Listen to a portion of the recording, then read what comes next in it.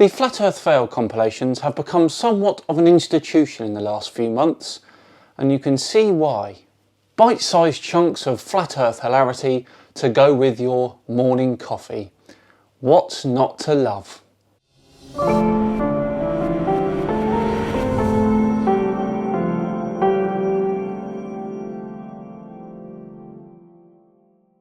Hello all and welcome along to another episode of Flat Earth Friday with me, Simon Dan. Thank you very much for joining me.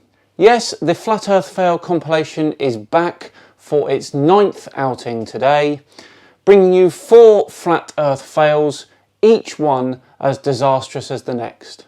Before we check out the first fail, I thought I'd let you all know that the 250,000 subscriber special will be released on Wednesday the 22nd of January. Can you all put that in your diaries? Right, on we go with our first Flat Earth fail, and it comes from a YouTube channel called Pastor Dowell, who has received some questions from his subscribers about what he thinks regarding the Flat Earth theory.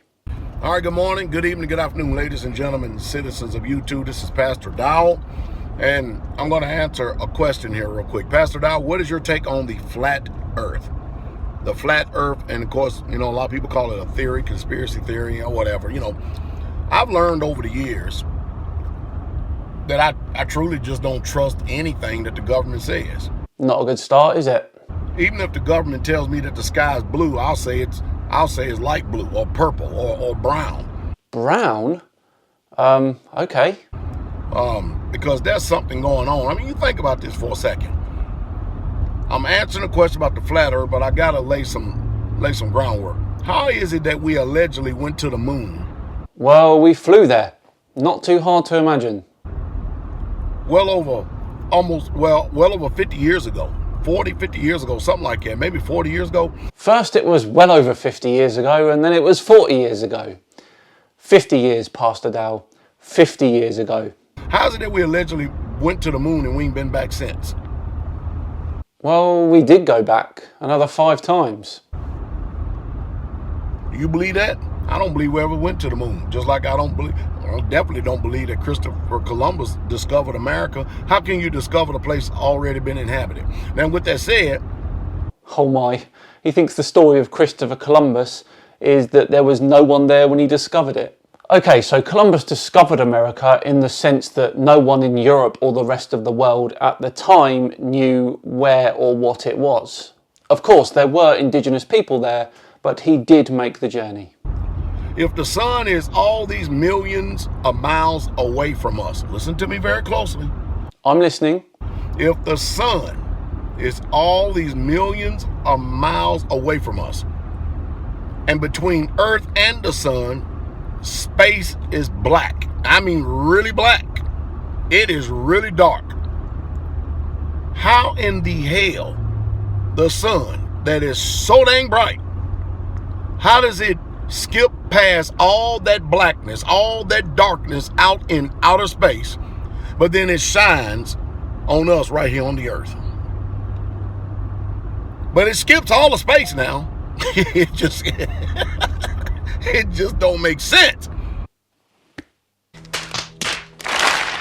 Space is for all intents and purposes a vacuum. So there is no air there or atmosphere to scatter the light like the Earth's atmosphere does to give us the blue sky. You can look at the sun in space and see how bright it is, but everything in between that will always be black because there is no atmosphere there. What do you think?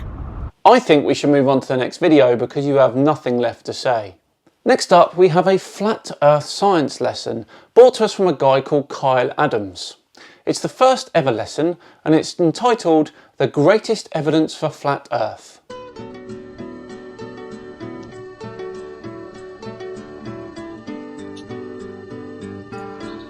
In the syllabus, we established the scientific model this entire course is founded upon.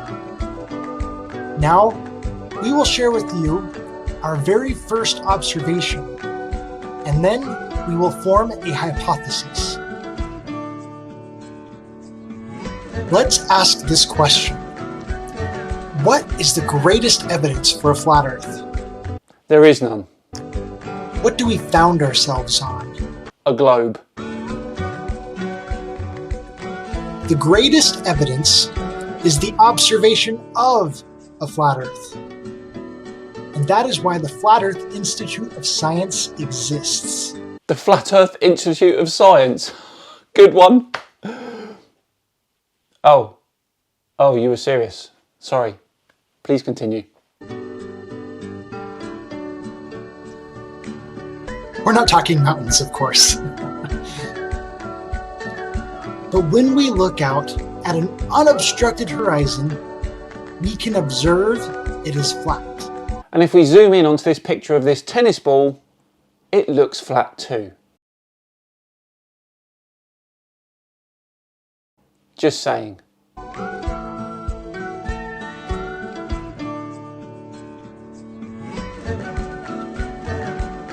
We can find observation after observation of this.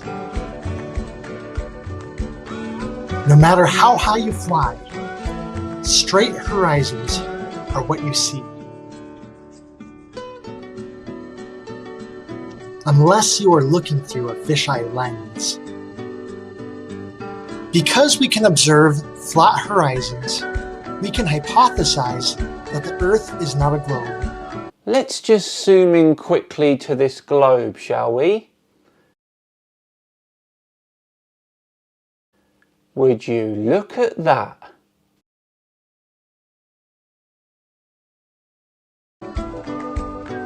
Our next step is to look for further observations and put our hypothesis to the test.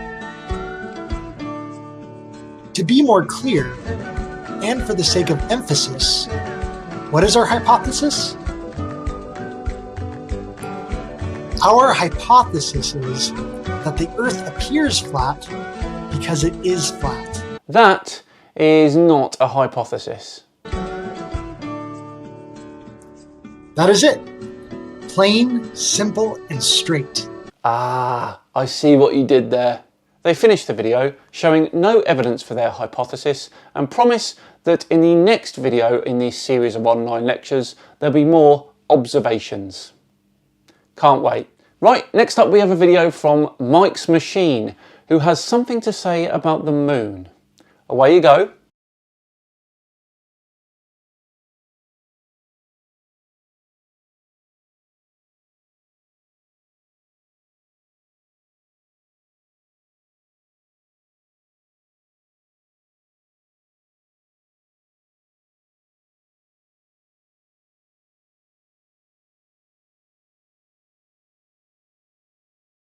Yeah, I've never understood that one because you can see the moon during the day. Does that mean he messed up? I'm just brainstorming here, but it doesn't look good, does it?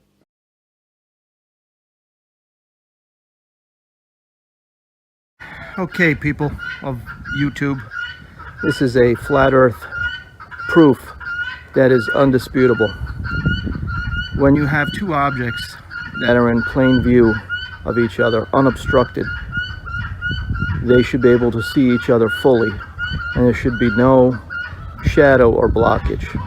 So here we have the sun high in the sky. I'm sorry, but can you turn your bird off? It's very distracting. Unobstructed. And if we look over this way, we have the moon. And the moon is at phase. The moon is half moon and it's canted upward. He obviously doesn't care. So he has literally debunked his Bible passage in the first minute by showing the moon during the day. So what is causing that shadow? The earth isn't in the way. If I'm standing here and I can see the sun plainly and I can see the moon plainly. Sorry for the shaking, but I'm zoomed all the way out. Again,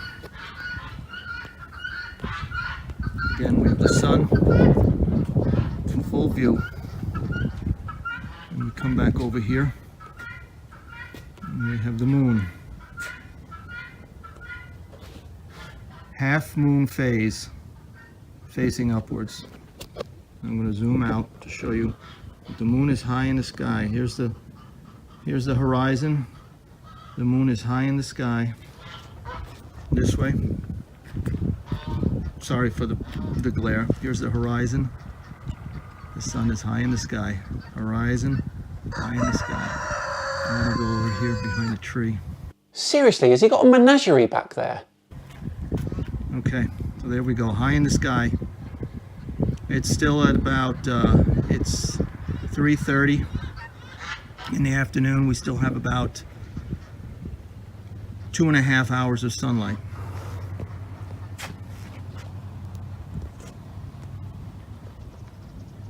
What's causing that shadow? The shadow is caused because the moon is very far away from the earth, and the sun even more so. The side of the moon illuminated is the side that the sun can see. Hold up a ball next to the moon and you will see the same shadow. That's because the moon casts its own light, and God created the phases of the moon for signs and omens. Signs and omens. That's a new one on me. Well, a short read about what causes the phases of the moon would have prevented this video from being made, wouldn't it? Let's take a look at our last flat earth fail of the day. Ah, yes, Dean Wright. He appeared on the last flat earth fail compilation with his floating post thing that shouldn't be visible or whatever. He's come back with some more concrete flat earth proof.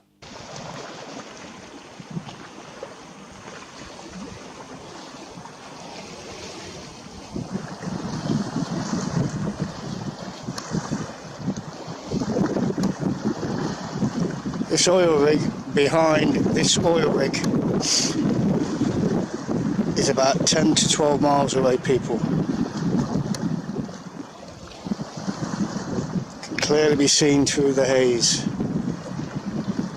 Just going to pan back now. Pan back out. Good one. Sorry, Dean, continue.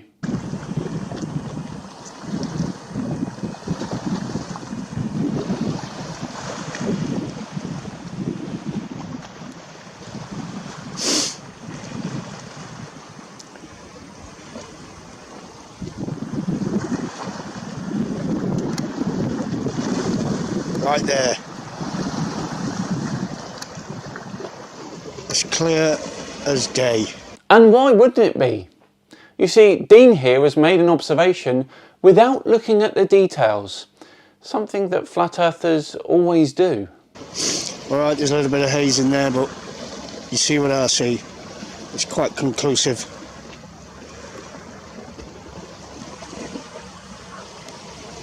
Where's the 7/6R radius, guys? Where's the curvature? Don't really need it, Dean. You'll see why in a second.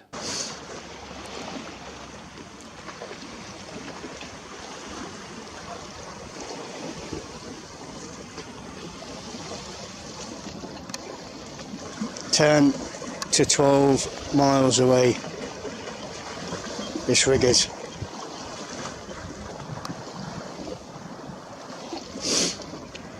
That's me on full zoom now. It is what it is, people.